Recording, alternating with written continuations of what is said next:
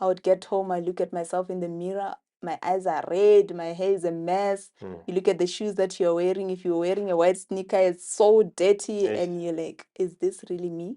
And you start comparing yourself with that little girl whom your mom was always happy about. You're watching Testimonies of Hope.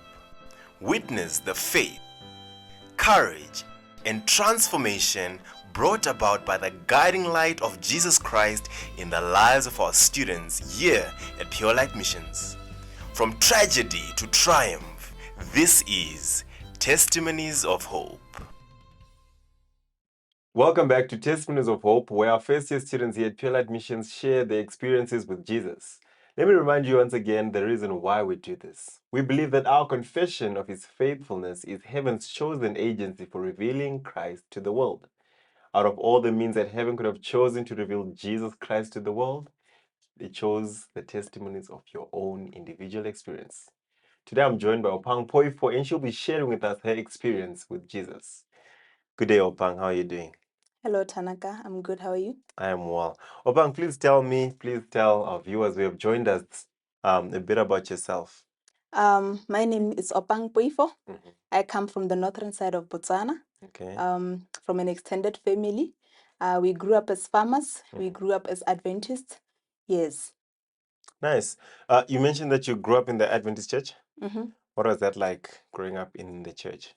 I wouldn't say comparing to where I am right now is the same. Yeah. It was more like church going, and my religion back then was more of fire-fearing religion, like where you hear about prophecies and you're like, "Ish, I don't want to end up in hell." So And basically, growing up in the Adventist church is mark of the beast. yeah, you would hear about all these things and you're like, I don't want to end up in hell. So you just follow suit and you just attend church like the rest of the family. Yes. And what was your Adventist home like, if I should put it that way? In terms of my understanding of Adventism, we were just living like anyone else, because sometimes we wouldn't even go to church because we are at the farms, we are working on Sabbath and all that. So it was just Adventism by name, and Okay. because we understand that there's church during Sabbath and all that, but it wasn't like it should be. So it was just... We're just doing it. It's a church. We choose to go to church on Sabbath. Yeah. And you mentioned that you're on farms. Was it like, okay, maybe church is too far away, so we can't attend church? Or it was just like, okay, I think we're just too busy for church today? Yeah, today we are too busy. Is it that season of farming, of plowing? So let's go to the farm. Then we get busy even on Sabbath. So yeah. Wow. Now, how do you think this shaped you, like with your faith? With my faith, because of other interactions that we are having with our cousins and other people, because they understood more when it came to Adventism. Somehow, I would say that we were very disciplined in that term, because we also had other clubs at church that were helping us, like Pathfinder Club, the youth clubs, where we were evangelizing and all that. So somehow, it really helped me, because I didn't grow up having much interaction with the world. My interactions were mostly in the church. If I was not with my siblings or with my family, then I would be with other church members doing God's work. So in that way, I would say that I was going in the right path. Yeah.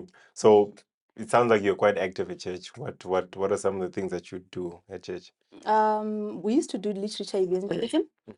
We did prison ministries, especially on nice. Sundays. Yeah, we do visitations to the prisons, distribute Bibles there, and also have Bible studies. So that's how I grew up with my Adventism. Oh, wow. That sounds nice. Mhm. Now, you are saying that you are quite busy growing up because it was church, school, church, school. Do you see any benefits for that? Like when you look back, were there any benefits in being so busy? Yeah, to some extent, I would say that it really benefited me, because, like I'd said, the interactions with the world were very minimum, in that you don't have time, you don't idle. Yeah. It's either you are busy at home or you are at church or you are at school. Yeah. So you don't have time to entertain anything that is worldly. Yeah. So Like they say, that an idle mind is a devil's workshop, and many people end up doing things they're not supposed to be doing because they're just idle. Yeah. Did you get to a point where you now got away from the restrictions of family or from your parents and you had freedom?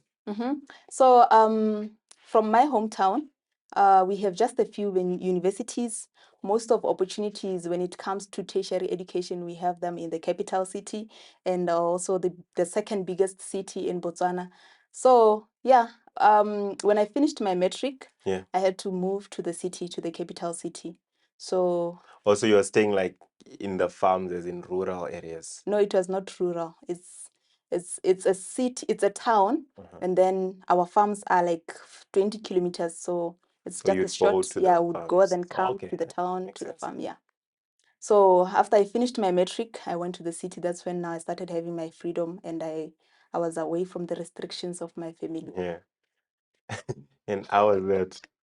Yo, it was bad. It was bad because, when you are new with this freedom thing, you get to Yeah. like see, Yeah. okay, I can get to my room, I can sleep at 10, I can do all these things.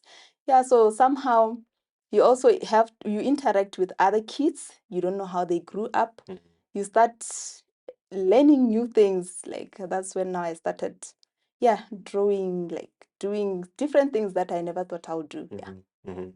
Mm. And at this point, did you have a relationship with Christ? Had you accepted Christ as your personal savior, or you were still finding yourself in religion? Um, by then I had not accepted Christ.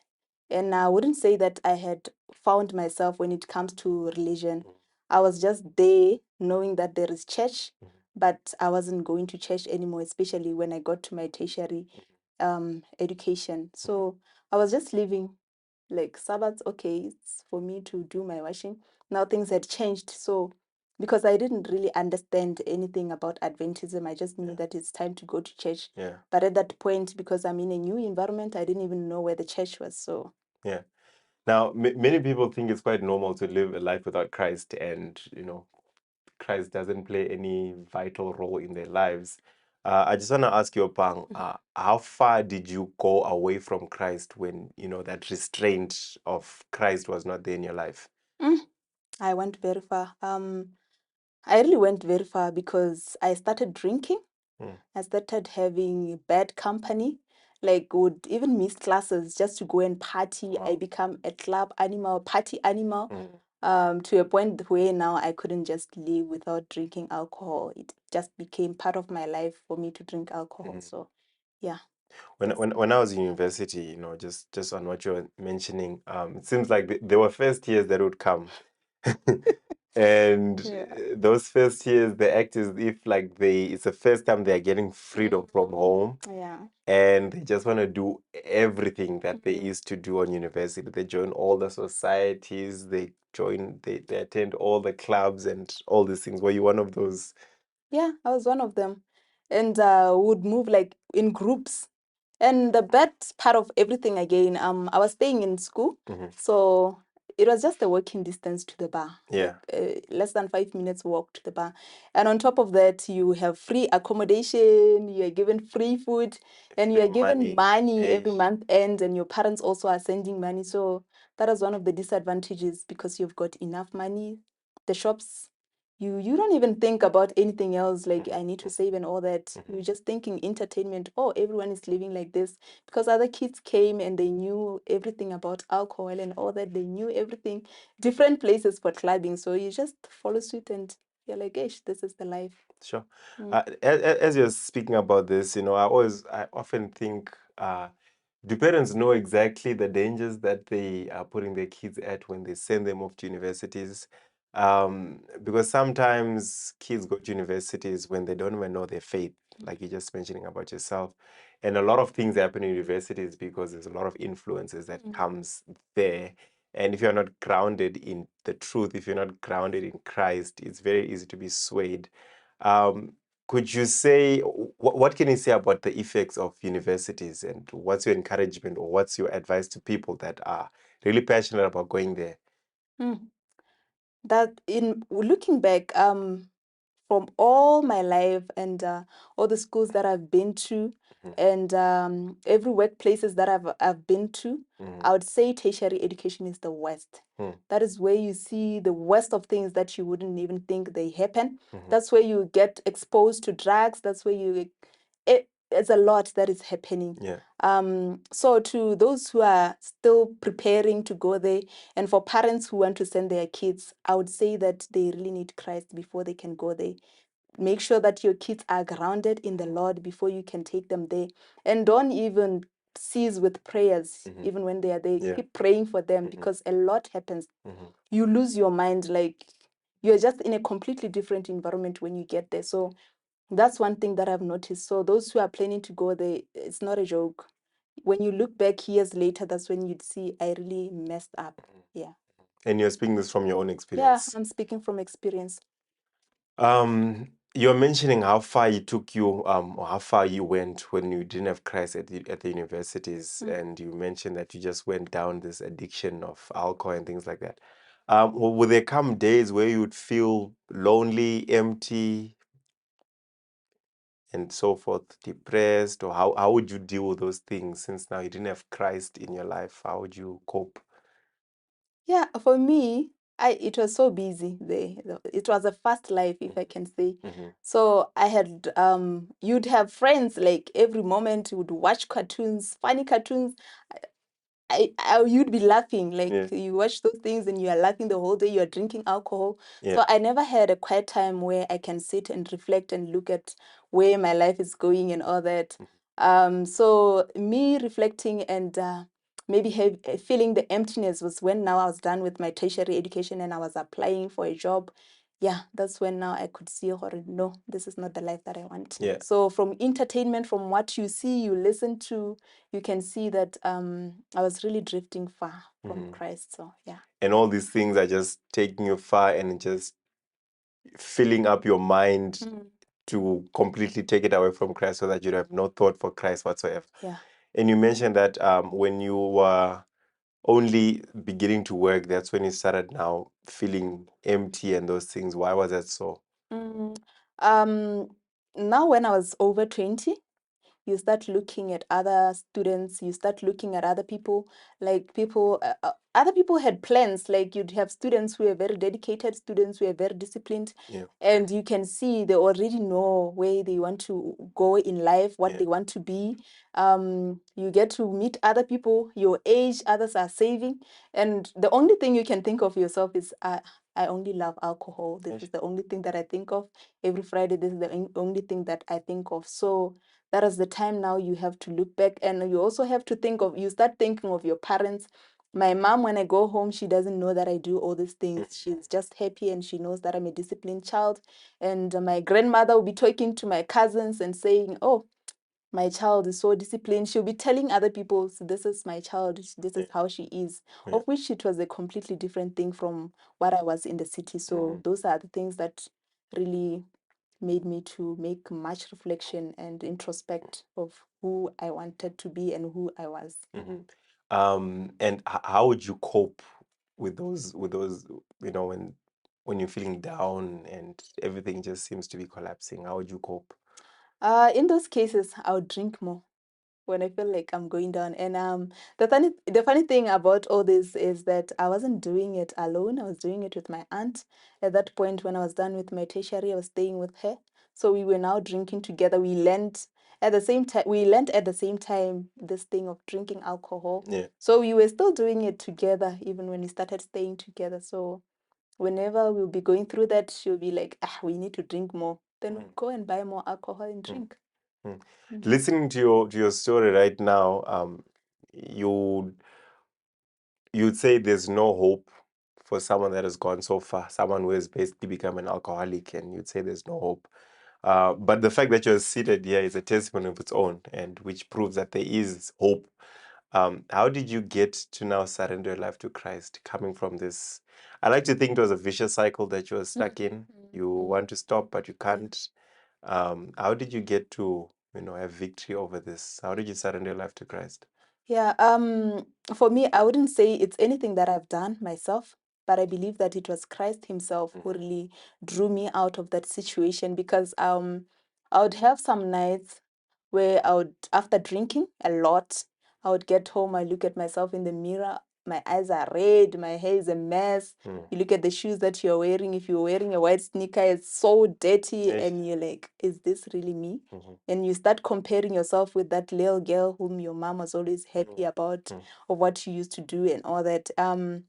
So I wouldn't say there is no hope. There is hope. There's definitely hope. If myself, I can be here and say this, then there is hope. It may not seem like you can break away from that, but there is always a way. There is always a way, because for me, when I quit, I didn't just say I'm quitting. I had to pray. I had to pray like really hard. And I remember the last time I said, God, this is the last time I'm drinking alcohol. Indeed, it was the last time. My cousin even bought for me my favorite beers. I came from church. I found it in the fridge. Nothing. I didn't even have any appetite to drink that alcohol. So that's when I knew, "Hore, it's not me. It was God who really brought me out of the situation." Sounds like what Paul says, when he's speaking about his past life, and now he was trying to obey, to do what is right in his own power, and yet was failing. And he got to a point where he was like, you know what? When I was converted, when Christ changed me, the work that I now did was not me, but it was Christ that was doing it in me. He says, yet not I, but Christ that does these good works in me. But Opang, I just want to ask, how did Christ do that work in you? Please tell me that process of how you actually got to, saying, Lord, I'm all yours. How did you get there? Yeah, how it happened, it was so funny, because the conviction started when I met another drunkard who was an Adventist. So It sounds so bad, eh? Like it's Adventist drunkards are meeting other Adventist drunkards. Yeah. so this guy, it was during Easter holidays. Yeah. My mom called to say, "Are you not coming home?" I said, "No, I'm not coming because I don't have money." But obviously, I wasn't telling the truth. Yeah. I just wanted to have the freedom to drink and do whatever I can do in the city. Yeah. So when she called and said that, I said, "I don't have money." She sent me money, and that was more than I had expected. Yeah. So I told my aunt about it. My mom sent money. We can go together because the money is enough. So I remember, this is my aunt whom I'm doing all these things with, whom I'm drinking with. We are both drunkards. We are drinking every week. Yeah. So we went to hike because it's like 10 hours from the city, my hometown. So as we are hiking, this car stops. This is the car that is the Adventist, the drunkard that I'm talking about is in. He's with his friend. We get in. So on the way, we start suspecting, what if these guys are going to traffic us and all that? We are thinking of being kidnapped. It's our first time hiking. And then an hour from the city, up headed to the north to my hometown. They stop by a bar. They buy alcohol, and then they ask us, "Do you guys need something from the bar?" I was like, "Okay, this is our chance. Let's go get our drinks." Sure. We get in, we buy, start drinking. So as we are going there, like, "Oh, we are only going to cover 3 hours of your journey." So we are like, "No, it's fine. We'll connect there with buses." So on the way, while we are approaching the city where they were going, they were telling the other guy, the Adventist guy, was like, "You guys look like you're Adventists." Then we're like, "What?" Okay. So he started singing a song. He started a song, Adventist song. We joined in. Then he started singing. We are singing this Adventist song and we are drinking alcohol at the same time. Yes. For him, he was even smoking. So he was asking us, "Why are you guys not, where are you guys worshiping, like in the city? I'm worshiping at this church." We told him, "No, since we came this side, we haven't found any church where we are worshiping."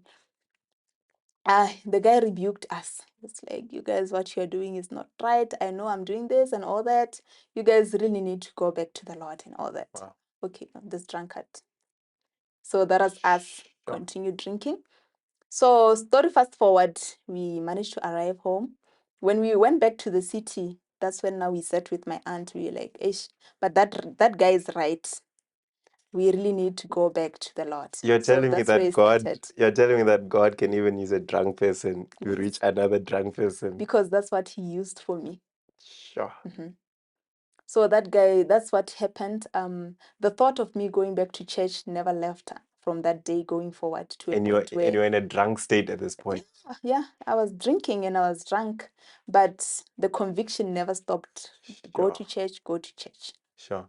And I think this is just a practical example of how God reaches us, no matter where we are. You are never too drunk for God to reach. That's literally that's what happened in your Yeah. situation. Mm. Sure. In your drunkenness, with your drunk friends, God can get another drunk person to actually preach to you to get you back to church. Wow. That's powerful. That's powerful. Many people think that, you know what, I'm too drunk, I'm too much of a drunkard. God can't reach me, but your story says otherwise. Yeah. So how did you now, you say now after this guy spoke to you, you begin having convictions. Yes, and then we started having conversations of how we can go about it with my aunt.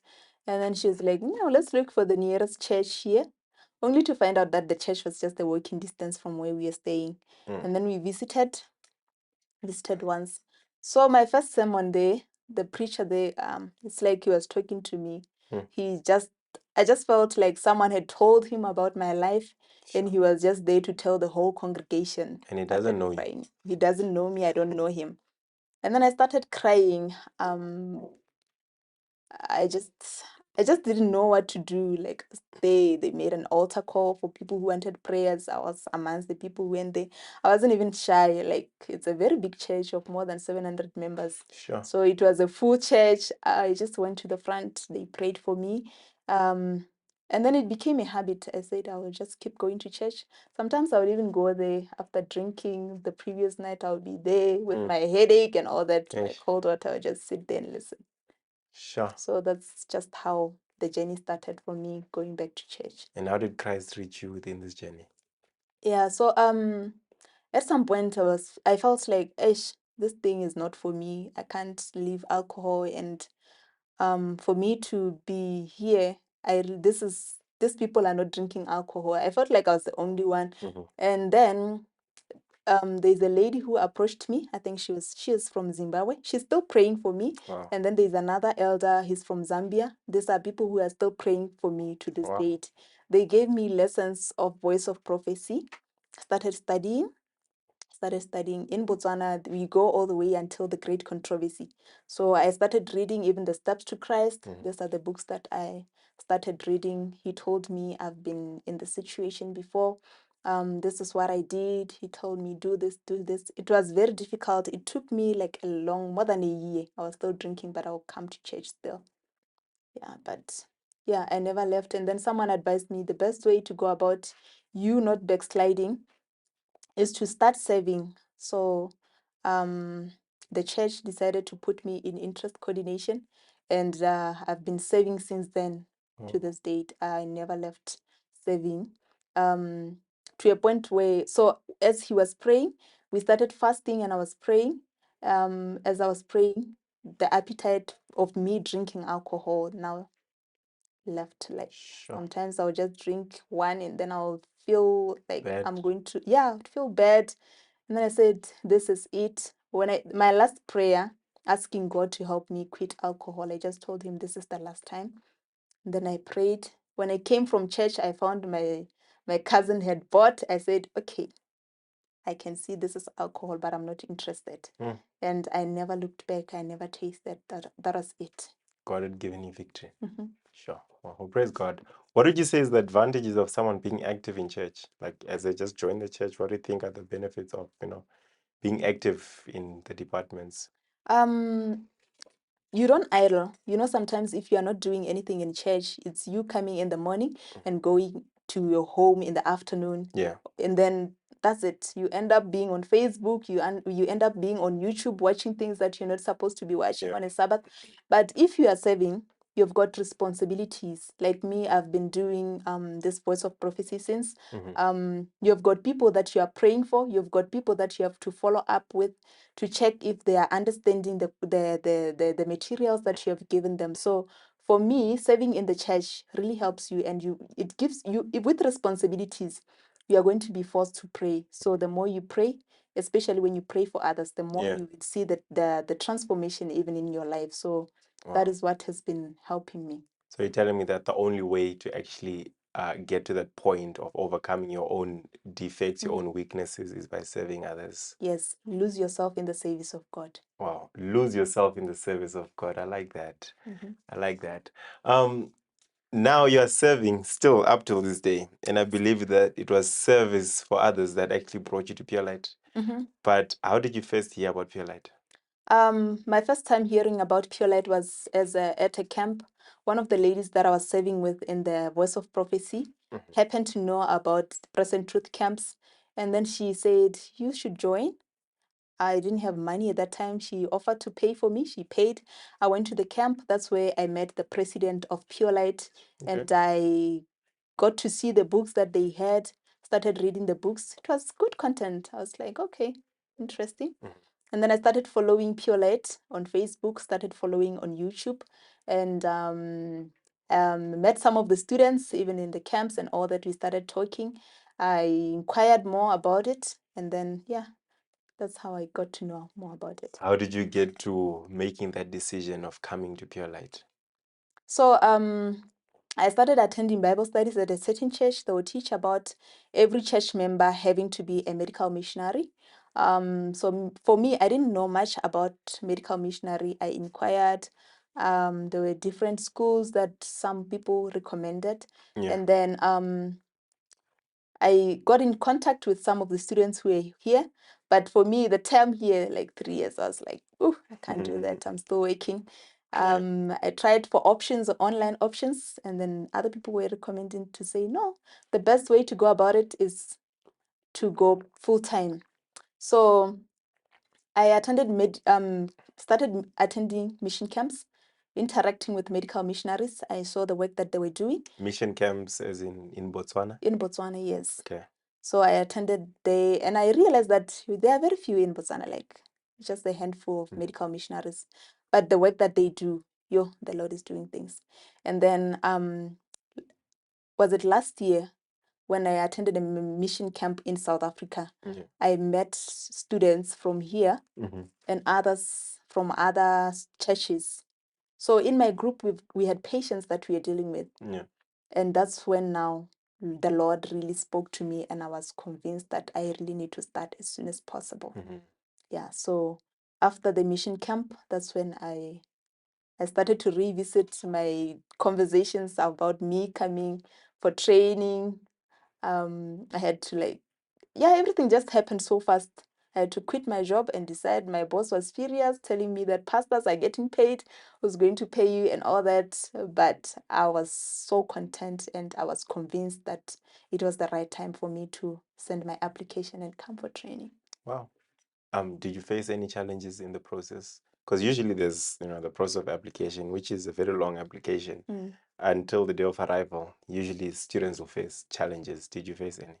Funny enough for me, I did the application. Everything happened within a space of a week. Sure. So I sent my application, I think Sabbath closing, and I was told we'll get your response. You are doing your interview on Monday. Mhm. I did my interview on Monday. They were saying you're going to get your response on Wednesday. On Tuesday, I was at work. We were planning the annual plan. We're making the annual plan. And I'm there, like, I can't commit here. I don't know where I'm going this Sure. year. So, yeah, everything just happened within that week. By Wednesday, they had told me, you have been accepted to Pure Light. And I'm like, I don't have money. I don't know where Pure Light is. I don't know how to go there using buses and all that. And then I told a friend of mine that we used to pray together, whom I used to pray with. Mm-hmm. When I told him, he was like, I'll take you there. Wow. So I thought he was joking and he wasn't taking me that seriously. So the school was opening on Monday. I was telling him it was on Wednesday. Mm-hmm. I told my parents on Sabbath. They were happy for me. Wow. Sunday, I packed my bags and I came to Pure Wow. Light. Praise the Lord. Now that you're here, how has it been for you? I've never been happy like I am right now. I feel like I'm in the right place. I feel like, especially with everything that I've learned so far, I really feel like I'm in the right place, and I'm going to be here for as much as the Lord wants me to be here. Wow. And I'm going to do anything that the Lord calls me to do. Wow. I assume that you are studying medical missionary work. Yes. That's the path you've chosen. Mm-hmm. Thank you so much, Opang, for sharing your story with us. Someone is watching out there and they are wondering, how can God do something like this in your life? And they probably want the same thing to happen to them. What encouragement would you give someone that is watching right now? If the Lord did it for me, he will do it for you. Christ says in John 9, verse 4, I must do the works of him who sent me while it is day. The night cometh when no man can work. And it is the same words that I bring to you today to say, if Christ say that, who am I? I must also do the works of who sent me, which is Christ, while it is still day. For we do not know where the night cometh. So may the Lord bless you as you make a decision to serve the Lord wholeheartedly with everything that you have had. Amen. Thank you so much for being with us, Opang. And there you have it, viewers. We must do the Lord's work while it is day. And thank you so much for joining us. May God be with you as you make a decision to surrender your life fully to Christ and enter into his service. The field is white, but the laborers are few. Join us in the mission field and see the wonderful things that God is willing to do for you in your own life. See you next time. Thank you so much for joining us. Goodbye.